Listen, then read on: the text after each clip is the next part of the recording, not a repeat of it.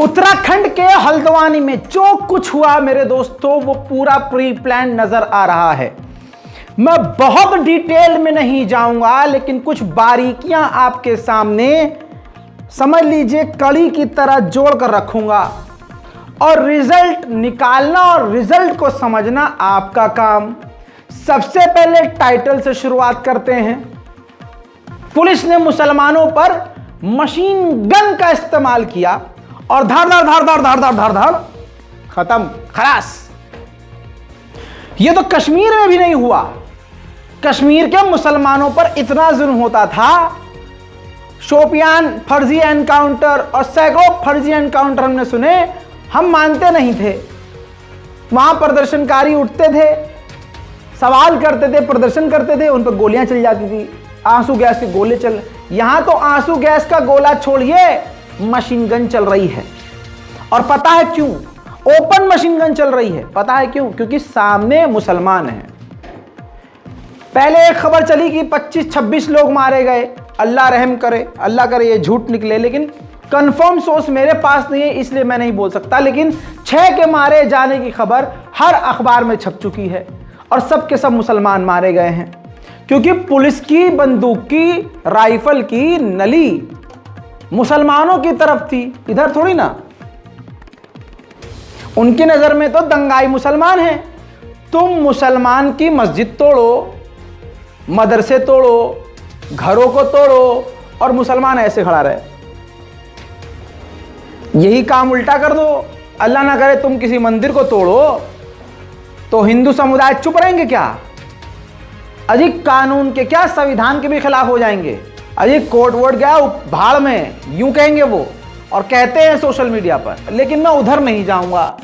एक video social media पर trend किया, जिसमें मुसलमानों के ऊपर जो अंधाधुन पुलिस ने फायरिंग करी है, संवैधानिक न्याय तंत्र मशीन ने जो मशीन गन चलाई है मुसलमानों पर, सुनिए। 8 नंबर से नहीं आ रहे हैं। हाँ, ये मारते हैं। वीडियो फायरिंग शुरू कर दी। ये फायर ब्रिगेड है ना।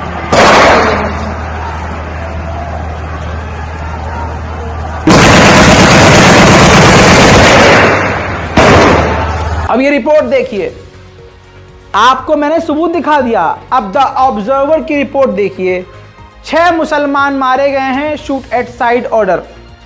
मदरसा और मस्जिद को शहीद किया गया। उसके बाद लोगों ने विरोध प्रदर्शन किया, जिसमें ये सब हुआ। अब सवाल एक बड़ा खड़ा हो रहा है कि प्रशासन ने जानबूझकर ये क्यों किया? ऐसा लग रहा है कि किसी का ऑर्डर मिला, किसी ने आदेश दिया, जानबूझकर ये दंगा भड़काया गया। कैसे? उसी हल्द्वानी में, यानी मान के चलिए कि 3 दिन पहले, यानी 8 तारीख की शाम को 8 फरवरी को दंगा होता है हल्द्वानी में। और ठीक उससे 2 दिन पहले प्रवीण तोगड़िया हल्द्वानी में बैठकर साफ कहता है कि मैं उसे योद्धा मानूंगा जो हिंदू सड़क पर उतरेगा, हथियार उठाएगा, त्रिशूल हाथ में लेगा। गुजरात में दंगों का जिक्र करते हुए बोलता है कि मैं उस वक्त मौजूद था और मैंने 4000 हिंदुओं को त्रिशूल बांटे थे। आज भी मैं लोगों को यही कहता हूं, तुम खड़े तो हो, लड़ो तो सही।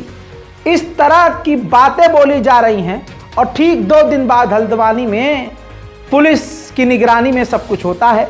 और पुलिस आगे किस तरह से काम करती है, वो भी एक भी बात माननीय जज साहब देख रहे हो, या कोई न्यायाधीश देख रहा हो, चाहे कोई वकील देख रहा हो, एक एक बात दलील के साथ, सबूत के साथ बोलूंगा। वो सारे सबूत सोशल मीडिया पर मौजूद हैं। कोई भी मेरा रिपोर्टर जाकर कलेक्ट करके नहीं लाया है।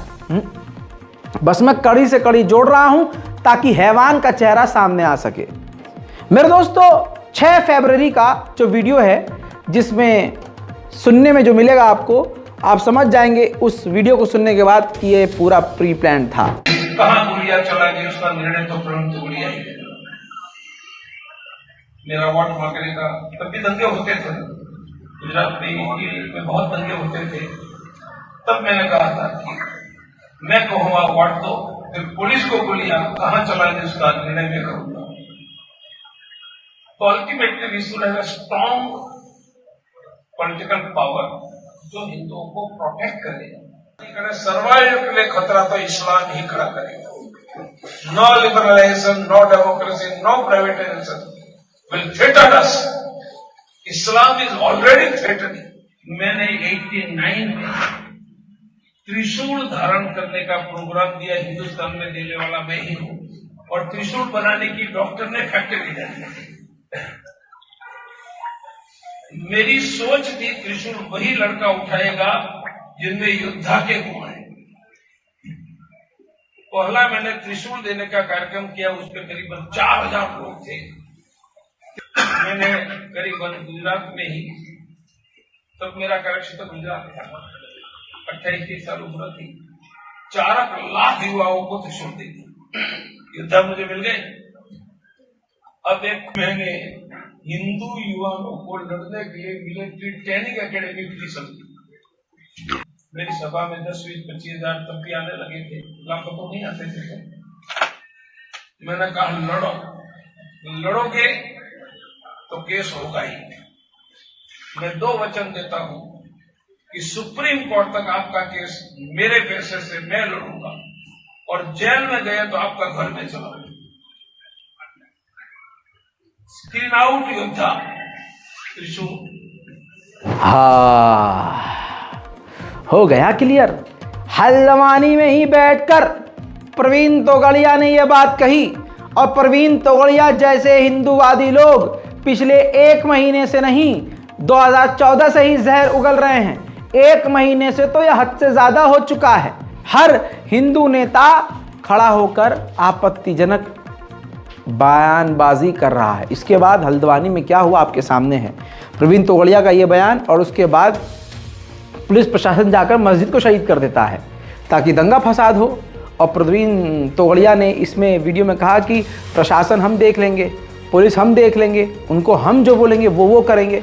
तो यही हो रहा है जो हिंदू संगठन कह रहा है। ऐसा लग रहा है कि पुलिस वही कर रही है, क्योंकि आपकी स्क्रीन पर ये देखिए, माननीय अमित शाह को लेटर भेजा गया है। मौलाना महमूद मदनी ने माननीय अमित शाह जी को ये आधिकारिक लेटर लिखा और कहा कि ये जिस मस्जिद को शहीद किया गया है, उस मस्जिद के ऊपर कोर्ट की सुनवाई 14 फरवरी को होनी थी। मामला कोर्ट में था, तो उससे पहले मस्जिद को शहीद क्यों किया गया, किस मकसद से किया गया, आपके सामने है सारी बातें।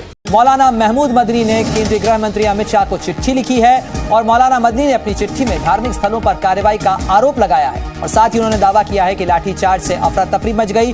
मौलाना मदनी ने यह भी दावा किया है कि जिस जगह पर पुलिस की कार्रवाई हुई वो जगह 1937 से लीज पर है।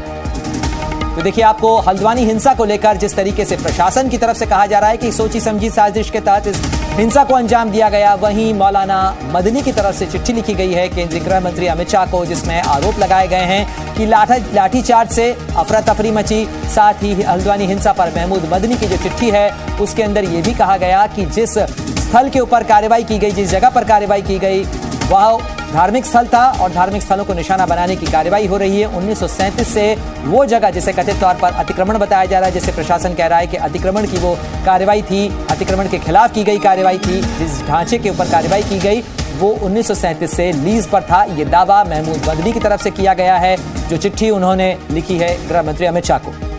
तो इस वक्त की बड़ी खबर भी आपको बता दें, हल्द्वानी हिंसा में जहां जमीन पर इस समय स्थिति को नियंत्रित करने की कोशिश हो रही है, तो क्लियर हो गया। हिंदू संगठन का नेता आपत्तिजनक भड़काऊ बयान देता है और कहता है पुलिस हमारी जेब में है। पुलिस 2 दिन बाद जाती है। जिस मस्जिद और मदरसे का मामला कोर्ट में चल रहा है, 14 तारीख को सुनवाई है, उससे पहले बिना मुसलमान लोगों को, ना मुसलमानों के इमाम को कॉन्फिडेंस में लिए बिना मस्जिद को तोड़ दिया जाता है, शहीद कर दिया जाता है, और उसके बाद जो कुछ होता है आपके सामने है। ऐसा लगता है मुसलमानों के कत्लेआम के लिए, उनकी गिरफ्तारी के लिए पूरा प्लान था। ये सब चीज़ें आपके सामने हैं, कोई भी हम अपने सोर्स से नहीं दे रहे हैं, सब जेन्युइन है और दुनिया के सामने ये पहले से मौजूद है सोशल मीडिया पर। हम सिर्फ कड़ी को कड़ी से जोड़ रहे हैं। हल्द्वानी के कांग्रेस के एमएलए जो वहाँ मौजूद हैं, उन्होंने बहुत लॉजिकल बात कही। उन्होंने कहा कि अधिकारियों के उतावलेपन से ये इतना बड़ा कांड हो गया। अधिकारियों को मस्जिद को तोड़ने की जल्दी थी दोस्तों। वहां के एमएलए जो बात कह रहे हैं कांग्रेस के 1001% सच है, उनका भी प्रूफ आपके सामने है। सुनिए। से पूरा घटनाक्रम हुआ, किस तरह से देखते हैं, क्या माहौल ऐसा रहा कि इतनी बड़ी घटना हो गई? नहीं देखिए, तो बहुत बड़ी चूक है प्रशासन और जो प्रशासनिक अधिकारी हैं जिनका बड़ा उतावलापन है, क्योंकि अभी वो जब कोर्ट अप्रोच जिन लोगों ने करा था उन्हें 14 तारीख की डेट उनके पास थी, लेकिन जल्दबाजी में और बिना कॉन्फिडेंस में लिए हुए वहाँ के जो लोग हैं, जो मौजूद लोग हैं, जो उनके मौलाना लोग हैं, अगर उनको कॉन्फिडेंस में लेके बात करी जाती है, आप एकदम वहाँ पहुँच जाते हैं और बिना इन्फॉर्मेशन के और ऐसी कार्रवाई को अंजाम दिया। लेकिन अनुचित हुआ जो भी हुआ। आज आज़ादी के बाद से आज तक कभी हल्द्वानी शहर में ऐसा हमने कभी नहीं देखा, तो बड़ा काला दिन है, बड़े दुख का विषय है। और बड़ा जो पूरी चीज़ हुई उसमें मेरे को बहुत दुख है। और जितने भी पुलिसकर्मी हो, आम जनमानस के जो लोग हैं, जिनको भी इंजरीज हुई हैं, जो भी परेशान है, मेरी संवेदना है उनके साथ। और ये जो उतावलापन कुछ प्रशासनिक अधिकारी बहुत बड़ा अपने को समझते हैं और बिना, क्योंकि लॉ एंड ऑर्डर सबसे बड़ा विषय होता है प्रशासनिक अधिकारी, और आज उस विषय में वो फेल हुआ। क्या मुख्यमंत्री साहब की बात हुई है आज? क्योंकि एक कोई मौलाना साहब उनकी मृत्यु भी हो गई थी, तो जो यहाँ के शहर के जो बड़े मौलाना थे वो यहाँ मौजूद नहीं थे। अगर शायद वो होते तो आज शायद ये स्थिति नहीं। दोषियों पर कार्रवाई होनी चाहिए, इसे बिल्कुल। देखिए, दोषी जो भी है, देखिए शुरुआत हमें करनी पड़ेगी कि कार्रवाई की शुरुआत किसने करी, उनका दोष क्या, उनकी कमी क्या रही है। बेचारे पुलिस बल जो ये ले गए, ये पुलिस के लोगों को जो चोट लगी है उनके कारण से लगी है ना, तो ये बहुत बड़ा एक इसमें पूरी जांच बैठनी चाहिए। और दोषी जो भी हो, देखिए संपत्ति, सरकारी संपत्ति पे आग लगाना, वाहनों पे आग लगाना, ये बिल्कुल कहीं पे भी ऐसी चीज कबूल नहीं हो सकती है। अब मस्जिद को जबरदस्ती आप शहीद कर दोगे, जिस मस्जिद का मामला कोर्ट में चल रहा है, तो यानी आप कानून और संविधान पर खुद ही हथौड़ियां चला रहे हो। बहरहाल उसके बाद मुसलमानों में जब गुस्सा फूटा और मुस्लिम महिलाओं ने जब प्रदर्शन किया, तो मुस्लिम महिलाओं पर सीधा लाठीचार्ज कर दी गई।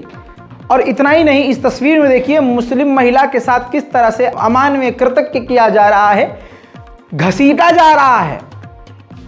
अल्लाह अकबर। ये महिला क्या करने आई थी? गंद मचाने आई थी, लड़ने नहीं। ये आवाज हक की उठाने आई थी, जो इसका संवैधानिक अधिकार है। महिलाओं पर लाठीचार्ज, बुजुर्गों पर लाठीचार्ज, बच्चों पर लाठीचार्ज, सब कुछ किया गया। ऊपर से आपको शुरू में दिखा चुका हूं कि मशीन गन का इस्तेमाल किया गया, जिसमें बाप बेटे समेत 6 लोगों के मारे जाने की फिलहाल खबर है। मौत की संख्या बढ़ भी जाए तो यह मुझे कोई शॉकिंग नहीं लगेगा, क्योंकि 1 सेकंड में कितनी गोलियां निकलती हैं वो हवा में तो नहीं गई होंगी। कितने लोग घायल हुए होंगे, कितने मारे गए होंगे, ये तो अल्लाह जाने। अच्छा, जो कुछ हुआ वो तो हुआ, लेकिन फिर एक ऑर्डर आया शूट एट साइट का कि अगर कोई भी सड़क पर नजर आए गोली मार दो। तो कोई भी हो, आप घर के अंदर रहो। मुसलमान है भाई, वो घर के अंदर रहे। अब ये बिल्डोजर जो जा रहा है, ये क्यों जा रहा है? यानी अगर मुसलमान घर के बाहर निकले तो उसे गोली मार दी जाएगी, और घर के अंदर रहेगा तो बिल्डोजर गिराया जाएगा। आपकी स्क्रीन पर ये बिल्डोजर मुसलमानों के घरों पर चलाए जाने के लिए भेजा जा रहा है। और जो 6 मुसलमान मारे गए, मुस्लिम पक्ष के लोगों की गिरफ्तारियां हुई, खासकर जो मुसलमान मारे गए उसमें हिंदू समुदाय के लोग सोशल मीडिया पर खुशी मनाते हुए नजर आए, जिससे साफ जाहिर हो रहा है कि ये किसका प्लान था। आपकी स्क्रीन पर खुद ये ट्वीट देख लीजिए। बहरहाल ये तो साफ है कि हल्द्वानी में जो कुछ भी हुआ है हिंदू संगठनों की प्लानिंग और संवैधानिक वर्दी वालों की मिलीभगत से हुआ है, क्योंकि सबूत एक सामने आया है जिसमें देखा जा रहा है कि हिंदू समुदाय के लोग हेलमेट पहन के पुलिस वालों के साथ मिलकर मुसलमानों के ऊपर पथराव कर रहे हैं। आपकी स्क्रीन पर पहले बड़ी चिंताजनक और जेन्युइन बात पढ़कर बताना चाहता हूं, जो एक्स पर अली शोहराब लिखते हैं। हल्द्वानी में जो कुछ भी हो रहा है वो पूरा सरकारी प्लान के मुताबिक मुसलमानों का नरसंहार किया जा रहा है। हल्द्वानी से आ रही खबरों में केवल सरकार का पक्ष दिख रहा है, जबकि इस वीडियो में आप खुद देख सकते हैं कि पुलिस के साथ साथ स्थान ने हिंदू मुसलमानों के ऊपर हमला कर रहे हैं। अब मेरे दोस्तों, इस वीडियो को मैं आपके सामने प्ले करता हूं।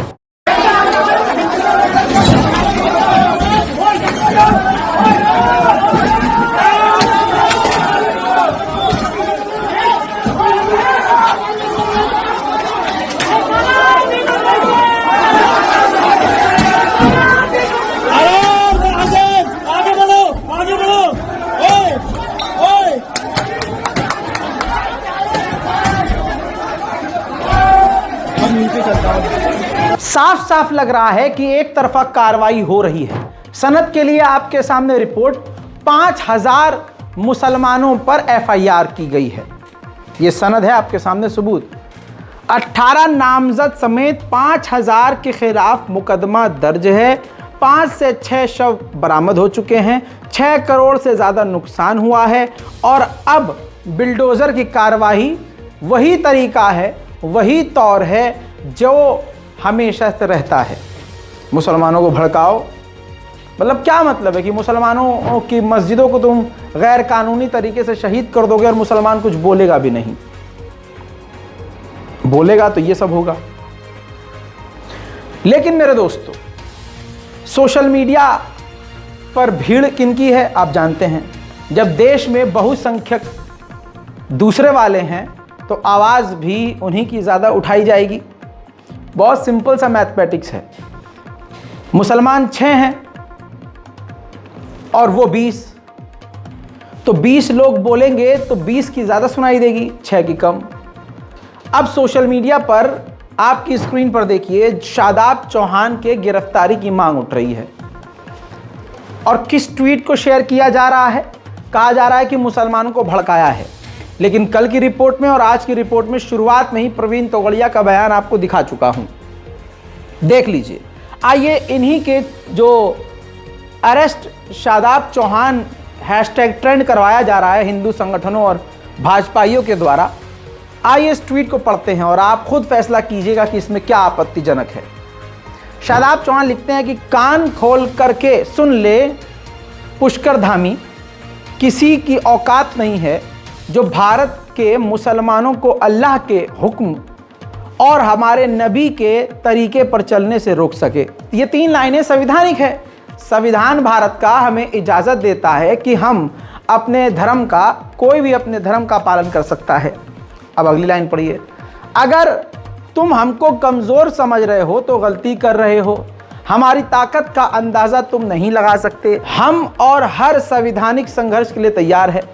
हमारी ताकत संविधान अनुच्छेद 25 है, जिसके सामने तुम्हारी कोई हैसियत नहीं है। तुम्हारी जिम्मेदारी है कि इसके लिए संवैधानिक संघर्ष करो। आप समझे? अगली लाइनें, 3 लाइनें जो हैं, संविधान की बात की गई है और अनुच्छेद 25 की भी बात की गई है। यानी संविधान का सोर्स देकर, संविधान की दुहाई देकर एक ट्वीट किया जाता है जिसमें किसी दूसरे मजहब को निशाने पर नहीं लिया जाता है। अपने हक की बात की जाती है। साथ ही आपको बता दूं, हक बात बोली जाती है और न्याय की उम्मीद की जाती है। इस ट्वीट को इतनी बार शेयर किया गया और ज़बरदस्ती इसको लाख बार ट्रेंड करवा दिया गया और इसको 1 लाख बार पोस्ट करने के बाद ज़बरदस्ती इसको ट्रेंड में लाया गया, क्योंकि असली अपराधियों को छुपाना है। हिंदू संगठनों ने, और आपने देख ही लिया होगा ट्विटर पर, शादाब चौहान को ज़बरदस्ती अपना नैरेटिव सेट करके गिरफ्तार करने की मांग उठ चुकी है। देखिए दीपक शर्मा, जिसके ऊपर दर्जनों केस दर्ज हैं, हिंदुओं को भड़काने का हर इसका वीडियो होता है। हर वीडियो आप देखते हैं, बयान देखते हैं, इसका सोशल मीडिया आप चेक कर सकते हैं। सिर्फ मुसलमानों को धमकी, संवैधानिक ताकत का इस्तेमाल करके पिछड़ों को दबाना, ये भी शादाब चौहान के प्रोफाइल को शेयर करते हुए उत्तराखंड पुलिस को और पुष्कर धामी जी को जहां मेंशन करते हैं कि इनकी गिरफ्तारी जल्द से जल्द होनी चाहिए। यानी दंगा मचाने वाला कोई और, जुल्म करने वाला कोई और मुसलमानों को मारकर, मुसलमानों पर मशीन गन चलाकर, मुसलमानों की लाशों को गिराकर, मुसलमानों को एफआईआर करके फंसाकर, उनके घरों पर बिल्डोजर चलाकर गिरफ्तारी भी फिर मुसलमानों की ही होनी है। इसी तरह से एनडीटीवी के सोर्स के जरिए आपको दिखाना चाहता हूं कि जिस बाप और बेटे को संवैधानिक पुलिस की, हिंदूवादी पुलिस की गोलियां पड़ी हैं, जिनसे बाप और बेटे की मौत हो गई है, उनका दंगे से कोई लेना देना था ही नहीं। दूध की दुकान से वो दूध लेकर बाप बेटे जा रहे थे, गोली लग गई, मारे गए। सर ये दंगे चल रहे थे, हमारा भाई दुकान में से आया था काम करते करते जो है उसके बच्चे को दूध, बच्चा है एक छोटा लड़की का, 1-2 महीने का होगा, तो उसके लिए दूध को तलाशने गया था, कहीं मिल जाएगा तो ठीक है, बच्चा ऊपर का दूध पीता हो। तो वो आया इधर को, तो उसको पता नहीं था कि ऐसा हो रहा है। हमने सोचा दूध तो मैं ले जाऊँगा कहीं ना कहीं से ढूंढ के। अब जैसे वो आगे चौराहे में आया 17 नंबर के, तो उधर से उसका लड़का भी आवाज़ देता हुआ, लेकिन उसने भीड़ भाड़ में उसकी सुन नहीं पाया। तो इधर की डेयरी बंद थी, वहीं 17 नंबर चौराहे पे एक डेयरी है, वो बंद थी। तो आगे को निकल गया, आगे की देख लो। तो आगे जाके जो है वो इधर को निकल गया। उसका लड़का जब तक चौराहे में आया तो इधर उसके लड़के के पुलिस वालों ने गोली मार दी, उधर उसकी पे मार दी जाहिद की। अच्छा, तो दोनों बाप बेटे एक ही जगह पर थे कि अलग अलग? अलग अलग थे, करीब 200-300 मीटर का फासला था। मेरे दोस्तों, साफ सीधी बात सबको दिखाई और समझ में आ रही है। मेरे दोस्तों, अब अगर हिंदू संगठन और हिंदू समुदाय के लोगों को आप सोशल मीडिया पर देखेंगे, सुनेंगे, तो आपको उनका नैरेटिव समझ में आ जाएगा और उनकी बयानबाजी से, उनकी मांग से, उनकी बातों से ये क्लियर साबित हो जाएगा कि ये जो कुछ भी किया गया है प्लान के तहत किया गया है। अब एक हिंदूवादी व्यक्ति सोशल मीडिया पर मांग कर रहा है कि जिन लोगों ने हिंसा भड़काई है, या समझ लीजिए इल्ज़ाम लगाया गया है ना मुसलमानों पर, तो अब दिखाई दे रहा है, बता दिया गया है भीड़ तंत्र का इस्तेमाल करके, सरकार की ताकत का इस्तेमाल करके कि देखो मुसलमानों ने दंगा फैलाया। तो अब वो व्यक्ति कह रहा है कि हम 90% हैं, जिन लोगों ने दंगा भड़काया मुसलमान, उनसे वोटिंग राइट छीन लेना चाहिए। 100 समस्याओं का एक इलाज, वोटिंग राइट खत्म कर दो सबके। ये जितने लोग नू हिंसा में या जो नू हिंसा से पहले या अब के बाद जितने भी लोग आगजनी, पत्थरबाजी, गोली कांडों में, ये जितने लोग सांप्रदायिक दंगे फैलावे, सभी के वोटिंग राइट कैंसिल कर दो। क्योंकि जब ये वोटर ही नहीं रहेंगे तो ये किसी भी पॉलिटिकल आदमी या पॉलिटिकल पार्टी के काम के भी नहीं रहेंगे। अपना पार्टियां इन्हें छोड़ देंगी। सिर्फ इन्हीं का नहीं, इनके पूरे परिवार, पूरे खानदान का वोटिंग राइट कैंसिल। ना कोई चुनाव लड़ सकता, ना कोई वोट डाल सकता इनमें, ना कोई इन्हें सरकारी नौकरी मिलेगी, ना कोई इन्हें राशन मिले, ना कोई सरकारी स्कीम मिले, ना किसी योजना में इन्हें कवरेज मिले। इन्हें ही नहीं, जो इनके शादी करके आवे उसका वोटिंग राइट कैंसिल। जो इनसे पैदा होने वाले संतानें हैं, उनसे चाहे अगली 100 पीढ़ी तक जितनी भी संतानें पैदा हो, उन सब के वोटिंग राइट कैंसिल कर दिए जाए। उन सबको सभी सरकारी सुविधाओं से महरूम कर दिया जाए और एक डेटा तैयार किया जाए ताकि प्राइवेट सेक्टर वाली कंपनियां भी उस सॉफ्टवेयर पर जाकर यह जांच सके कि फलाने आदमी को सरकार ने बैन तो नहीं कर रखा है, क्योंकि ऐसे आदमी को प्राइवेट कंपनियां भी नौकरी ना दे। यही एक दंड है वोटिंग राइट कैंसिल। जब सरकार और प्रशासन का रुख मुसलमानों के खिलाफ साफ नजर आ रहा है, कश्मीर में खड़ा होकर हमारा सैनिक, इस देश का सैनिक जो देश के लिए कुर्बानियां देता था, आज वो मुसलमान किसी 70-80 साल के व्यक्ति का हाथ पकड़कर ज़बरदस्ती जय श्री राम का नारा लगा रहा है, तो इस चीज़ से बहुत सारी चीज़ें क्लियर हो जाती हैं। तो दोस्तों, अब समझ में आ जाना चाहिए और बहुसंख्यक समाज को समझ में आ गया। अब इसके बाद हल्द्वानी में मुसलमानों को मलिच कह दिया गया और मुसलमानों को भगाने की बात कर दी गई। प्रकाश श्रीवास्तव नाम का एक हिंदू चरमपंथी लिखता है कि देवभूमि उत्तराखंड से सारे अवैध प्रवासियों को बाहर निकाला जाए, मलिच्छों को यहाँ से खदेड़ना अति आवश्यक है। उत्तराखंड एक साम्यवर्ती राज्य है, ये मलिच्छ राष्ट्रीय सुरक्षा के लिए खतरा है। इसी के साथ साथ द जाट एसोसिएशन ने भी आपत्तिजनक बात लिखते हुए जो लिखा है आप खुद देखिए। पुष्कर धामी साहब, आप खुलकर देश हित में फैसला लेते रहो। देश का 95 करोड़ बहुसंख्यक हिंदू डंके की चोट पर आपके साथ है। एक आह्वान तो करके देखो, दिल्ली से देहरादून तक भगवा ना लहरा दे तो कहना।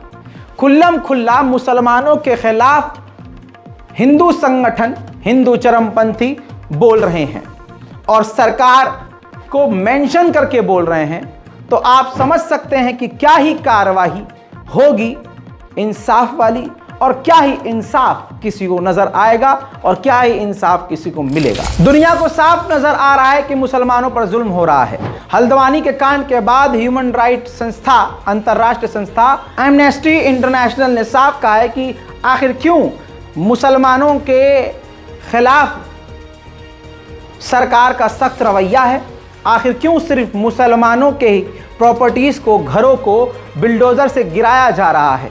ये मुसलमानों पर एक तरफा जुल्म और सितम है। बहरहाल सभी को पता है कि जुल्म किसके ऊपर हो रहा है, सभी को मालूम है कि मुसलमानों के साथ क्या क्या होने वाला है। सारे सोशल मीडिया के हालात, देश की हवा आपको इस रिपोर्ट में नज़र आ गई है। उधर बहुत देश में हमारे मुस्लिम नेता, मुस्लिम मौलवी कम हैं, बोलने वाले बहुत कम हैं। बताइए, जो इजराइल के मुद्दे पर बात करते हुए एक शेर पढ़ता है, इशारा भी सिर्फ इजराइल की तरफ था, उस मुफ्ती अजहरी साहब को अभी तक गिरफ्तार किया हुआ है और शायद भारत के मुसलमान उनको फिर भूल भी गए होंगे या फिर भूल जाएंगे। इसी बीच में मौलाना तौकीर रजा साहब ने जुमे की नमाज से पहले, जुमे से भी पहले कह दिया, रवाना होने से पहले, कि जेल भरो आंदोलन शुरू किया जाएगा। ज्ञान व्यापी का जो फैसला है उसके अंदर पूजा करने का ये सरासर गलत है। तरतीब बार दिखाऊंगा, सुनिए। एक मिनट जी। मैं इस वक्त रास्ते में हूँ, बरेली पहुँच रहा हूँ और जैसा ऐलान किया गया था प्रोग्राम उसी के मुताबिक रहेगा। मैं इंशाअल्लाह जुमे की नमाज मस्जिद आला हज़रत करोलान में पढ़ूँगा और उसके बाद इस्लामिया पहुँचूँगा और इस्लामिया से आप तमाम लोगों से मेरी दरख्वास्त है कि बड़े सब्र व तहम्मुल के साथ अमन पसंद, सच्चे और अच्छे मुसलमान की तरह दुरूद शरीफ पढ़ते हुए ये आपको दिखाना है कि मुसलमान कितना अमन पसंद है। दुरूद शरीफ पढ़ते हुए अपने तरीके से आइए, अपनी शनाख्त के साथ आइए और अपने ईमान की हिफाजत के लिए इस प्रोग्राम में शिरकत कीजिए। और पुलिस से किसी किस्म की मज़ाहमत नहीं होनी चाहिए। जहां हमें पुलिस और प्रशासन का भी सहयोग करना है, अपने शहर के अमन की भी हिफाजत करनी है। इसलिए मेरी तमाम लोगों से ये दरख्वास्त है कि किसी को जाएंगे और ज़िला प्रशासन से, ज़िला पुलिस से किसी किस्म की मज़ाहमत नहीं करेंगे। अव्वल तो मुझे यकीन है कि पुलिस रोकने की कोशिश नहीं करेगी, लेकिन अगर रोकने की कोशिश की जाए तो जहां भी रोका जाए आप वहीं धरने पर बैठ जाए और वहीं अपनी गिरफ्तारी का उनसे। इसी वीडियो के बाद मौलाना तौकीर रजा की एक और वीडियो सामने आई जिसमें पूरे देश भर में मुसलमानों की प्रॉपर्टी, मुसलमानों की मस्जिदें, मुसलमानों के मदारिस के ऊपर बिल्डोज़र चलता हुआ देख उन्होंने सेल्फ डिफेंस में साफ तौर से कहा, संविधानिक रास्ते का इस्तेमाल करते हुए, कि अगर हमारे घर पर बिल्डोज़र चलेगा, हमें न्याय नहीं मिलेगा, तो संविधान ही हमें इजाज़त देता है कि हम अपना बचाव खुद करें। जिस वीडियो को सोशल मीडिया पर अब हिंदू संगठन इस्तेमाल करके लगातार वायरल कर रहे हैं, वो बयान भी आपको सुनाना जरूरी है। हो गया, बुलडोजर तुम हमारे घर पे चला दोगे, हम अंधे और बहरे बने बैठे रहेंगे। अब किसी बुलडोजर को बर्दाश्त नहीं किया जाएगा। सुप्रीम कोर्ट अगर संज्ञान नहीं ले रहा है तो हम अपनी हिफाजत खुद करेंगे। हमें कानूनी अधिकार है, अगर हमारे ऊपर कोई हमलावर होता है तो हम उसको जान से मार दें, यह हमें कानूनी अधिकार है। आज आप निकल रहे हैं, आज किस तरीके से, अभी आपका क्या प्लान है, आज आप कैसे निकल रहे हैं इसमें? मैं अभी नमाज पढ़ने जा रहा हूँ, उसके बाद मैं इन संवैधानिक तरीके से, अमन पसंद तरीके से मैं गिरफ्तारी लेना चाहता हूं, क्योंकि मैं किसी हिंदुस्तान के सबसे बड़े बेईमान है नरेंद्र मोदी, आजाद हिंदुस्तान का सबसे बड़ा झूठा और मक्कार प्रधानमंत्री है। ऐसे प्रधानमंत्री को कोई ज्ञापन नहीं दिया जाएगा और ऐसी सरकार की मौजूदगी में हमें आजाद रहने का कोई अधिकार नहीं है। तमाम मुसलमान, हिंदुस्तान भर के मुसलमान इंशाल्लाह गिरफ्तारी देंगे। सुना दोस्तों, हालांकि शब्द कड़े हैं लेकिन साफ जाहिर हो रहा है कि मुसलमानों को कितना आखिर दबाया जाएगा, और आखिर इतना दबाओगे तो फिर जवाब में ऐसी ही बातें सुनने को मिलेंगी, क्योंकि संविधान भी यही कहता है, जान बचाना ज़रूरी है। अब मौलाना तौकीर रजा के इस बयान को घुमाने फिराने की कोशिश की जाने लगी। उधर तो उन्होंने हज़ारों और लाखों की तादाद में इकट्ठे हुए मुसलमानों को संबोधित करते हुए साफ तौर से कहा कि आप दुरूद पढ़ते हुए घर जाएंगे, कोई भी हिंसा नहीं करेंगे, शहर का माहौल ख़राब नहीं करेंगे, बस हमें दिखाना था कि हम जिंदा हैं, हम देख रहे हैं हमारे साथ क्या हो रहा है, हमारी मसाजिद के साथ क्या हो रहा है। मस्जिद की छत से उन्होंने तमाम मुसलमानों को शांत किया और उनसे कहा कि आप घर जाइए। हालांकि उसके बाद कुछ घंटों के लिए मौलाना तौकीर रजा साहब को डिटेन भी किया गया था। इंशाअल्लाह तौकीर आगे आएगा, तुम्हारी जरूरत बाद में पड़ेगी।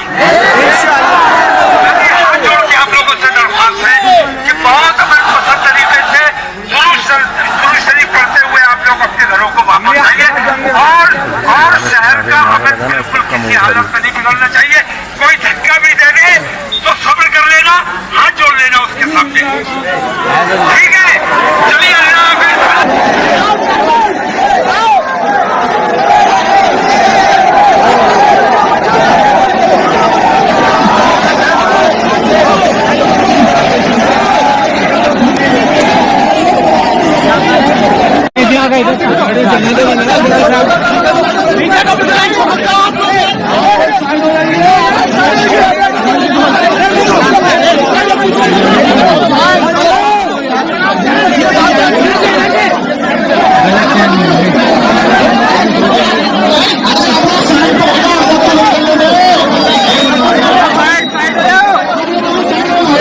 तो दोस्तों, जो भी हक बात बोलेगा जेल जाएगा।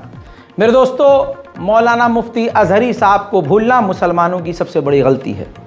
हमारे लिए अगर कोई बोले और हक बात बोले उसको हम भूल जाएं तो यह हमारे लिए ज़िल्लत की बात है, हमारी ही इसमें बेइज्जती है। क्या ही अल्लाह हमारी मदद करेगा जब हम अपनी मदद के लिए खुद नहीं खड़े हो रहे। दूसरी तरफ मुसलमान कुछ बोले तो तुरंत गिरफ्तारी, लेकिन हिंदू समुदाय से व्यक्ति कुछ बोल दे तो कुछ भी नहीं। आपकी स्क्रीन पर आजमगढ़ का रहने वाला हिंदू चरमपंथी सोशल मीडिया पर, इंस्टाग्राम पर आपत्तिजनक पोस्ट करता है।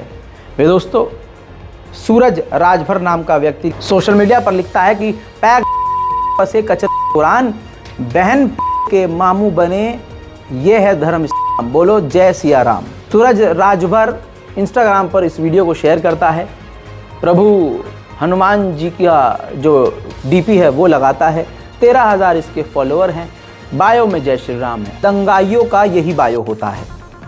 लेकिन जब सोशल मीडिया पर सवाल किया गया तो आपको पता है आजमगढ़ पुलिस ने क्या लिखा? तुरंत मेंशन किया कि थाना महानगर पर सुसंगत धाराओं में अभियोग पंजीकृत किया गया है, जल्द ही अभियुक्त की गिरफ्तारी की जाएगी। सवाल यह है कि इस तरह के बयान पुलिस दे तो देती है कि गिरफ्तारी की जाएगी, लेकिन क्या सच में गिरफ्तार होता है अभियुक्त? क्या सच में गिरफ्तारी की खबर आती है? बहुत कम मामलों में, 1% मामलों में ऐसा होता है, वरना सिर्फ बोल कर छोड़ दिया जाता है कि हाँ गिरफ्तार किया, क्योंकि मुसलमान यकीन करता है संविधान पर कि हाँ पुलिस ने कहा है तो कार्रवाई हो जाएगी, लेकिन मामला ठंडे बस्ते में तुरंत चला जाता है। वहीं मुस्लिम पर्सनल लॉ बोर्ड ने साफ कह दिया है कि यूसीसी का निशाना, यूनिफॉर्म सिविल कोड का निशाना सिर्फ और सिर्फ मुसलमान है। जो बात हकीकत है वो यही है। भारत के मुसलमानों के हालात पर नजर रखने के लिए, समझने के लिए सिर्फ पिछले 10 दिन का रिकॉर्ड चेक कर लीजिए। चलिए 10 दिन में आपको दिखाता हूं क्या हुआ। दिल्ली में, भारत की राजधानी दिल्ली में 600 साल पुरानी मस्जिद को मेहरौली में शहीद कर दिया गया, मदरसे को तोड़ दिया गया। इसी 10 दिनों के अंदर वाराणसी कोर्ट ने हिंदुओं को अलाउ कर दिया कि तहखाने में आप पूजा कर सकते हैं।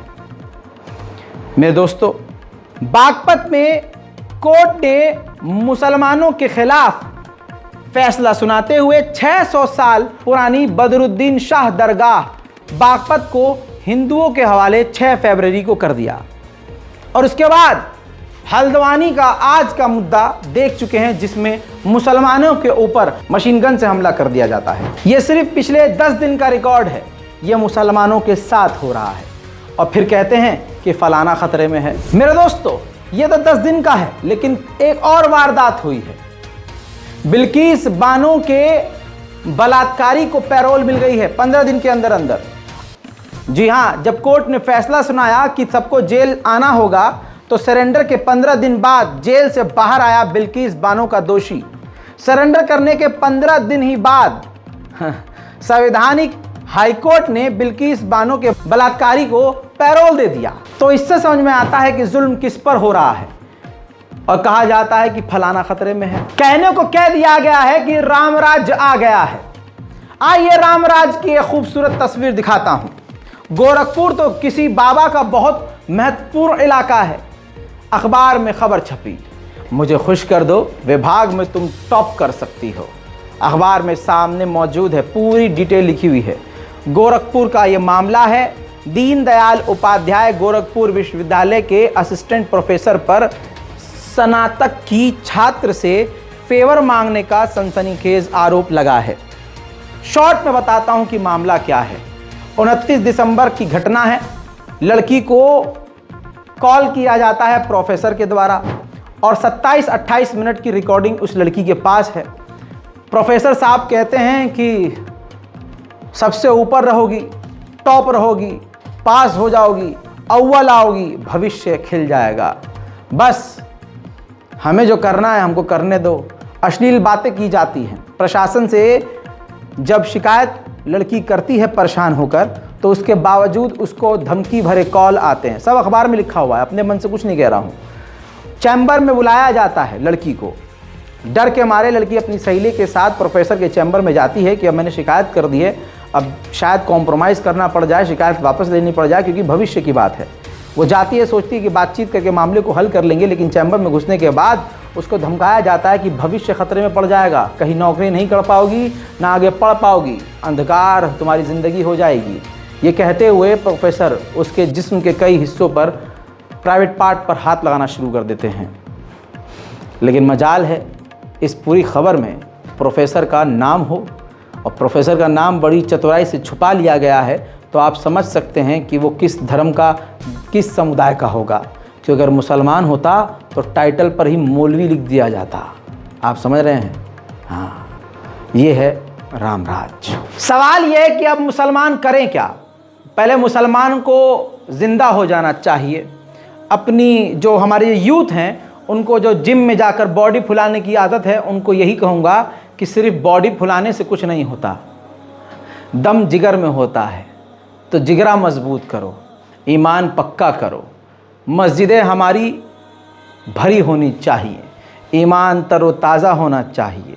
मैं ये नहीं कहता कि आप अपनी पर्सनल लाइफ में जो भी मौज मस्ती कर रहे हैं उससे दूर हो जाइए, लेकिन कम से कम कुछ आखिरत के लिए इंतज़ाम कीजिए कि जब आप कब्र में हो तो जब आपके गुनाह गिनवाए जाएं तो उसमें आपकी अच्छाई भारी पड़ जाए कि हाँ, अगर इसने 10 गुनाह करे थे तो इसने ये अच्छे काम भी किए थे।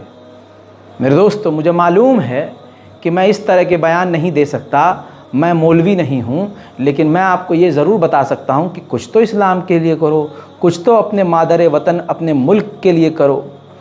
आज जो मौलाना तौकीर रज़ा साहब कह रहे हैं उनको समझना ज़रूरी है। मौलाना मुफ्ती अजहरी साहब को जो गिरफ़्तार किया गया है, उनका साथ हमें नहीं छोड़ना है। सोशल मीडिया सभी के फ़ोन में मौजूद है, लेकिन कमर हिलाने वाली अश्लील लौंडियों की रील देखने से बेहतर यह है कि इंस्टाग्राम, फेसबुक, ट्विटर, एक्स पर आप हक बात लिखते रहें। सोशल मीडिया का गलत इस्तेमाल दूसरे समुदाय के लोग मुसलमानों को फंसाने के लिए कर लेते हैं, और वो कामयाब इसलिए हो जाते हैं क्योंकि उनके पास भीड़ है। उनके युवा बैठकर सारा दिन यही करते हैं कि किस तरह से मुसलमानों को फंसाना है। तो सोशल मीडिया का इस्तेमाल करके हम अपना बचाव भी कर सकते हैं। फ़िलहाल आपकी स्क्रीन पर यह हैशटैग दिखा रहा हूं, जो कल रात तक ट्रेंड कर रहा था। अंतर्राष्ट्रीय लेवल पर ट्रेंड हुआ hashtag stop targeting Indian Muslim. ज़्यादा से ज़्यादा कोई भी सोशल मीडिया प्लेटफॉर्म जो आप इस्तेमाल कर रहे हैं, लिखिए stop targeting Indian Muslim, stop targeting Indian Muslim लिखते रहिए।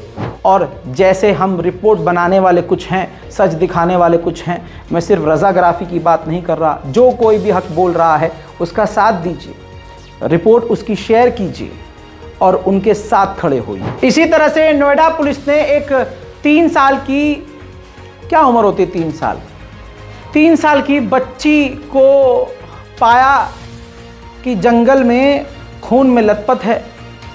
बलात्कार करने वाला एक नौजवान राहुल नाम का व्यक्ति है, जिसको खैर पुलिस ने गिरफ्तार कर लिया है। उसकी तस्वीर आपके सामने है। राहुल है, ये बहुसंख्यक समाज से है और इसके खिलाफ हिंदू संगठन कुछ नहीं बोलेंगे, न कोई हिंदू पत्रकार, न गोदी मीडिया का कोई एंकर इस पर कुछ बोलेगा, क्योंकि अब्बा ने जिस काम में लगाया है ये अब्बा का गुणगान करेंगे।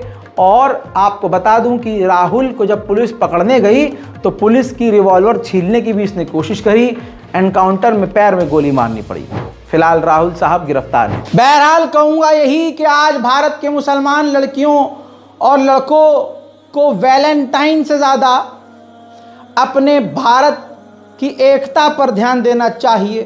रोज़ डे और प्रपोज डे से ज़्यादा आज जो दंगा डे चल रहा है, हेट डे चल रहा है, ये जो नफ़रती हवा चल रही है, इस पर ध्यान देना चाहिए, क्योंकि इसके जाल से आप दूर नहीं हैं। किसी लड़की को, किसी लड़के को अगर ये नहीं पता कि मुसलमानों के ख़िलाफ़ माहौल क्या है और आप किसी ऐसी जगह जाकर फंस जाते हैं जहां अचानक आप उसी जाल में फंस जाते हैं, फिर आप हाथ मलते रह जाएंगे कि काश ये हमको पहले पता होता तो हम सतर्कता बरतते।